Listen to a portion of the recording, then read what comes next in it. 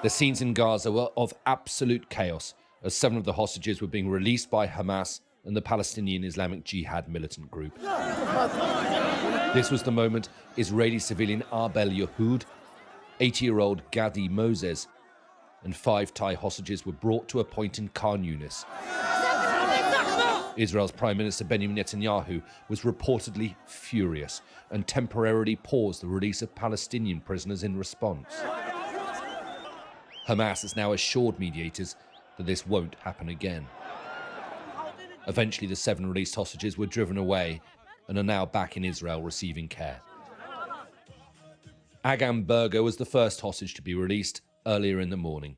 She was paraded on stage in northern Gaza before being handed over to the International Red Cross in calmer circumstances. Her parents watched the moment their daughter was finally freed. After being reunited at a military base near the Gaza border, they were flown to hospital outside Tel Aviv, where hundreds were waiting to welcome her home. Inside the hospital, she was reunited with the 3 other IDF surveillance soldiers who were released last weekend. All 4 had been captured from the same base on October the 7th.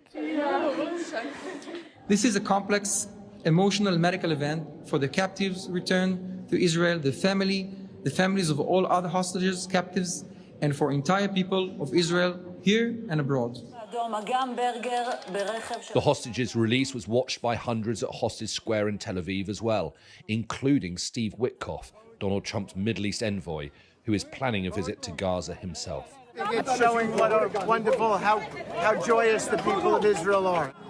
After resolving the issues, 110 Palestinian prisoners were released from Israeli jails, blowing kisses and giving victory signs as they were driven to freedom. Some into the West Bank, but others sent back to Gaza or deported to Egypt. Among them, Zachariah Zubaidi, former head of a militant group in Jenin during the Second Intifada.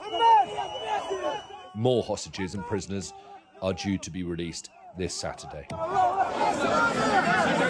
Alistair Bunkall, Sky News, Tel Aviv.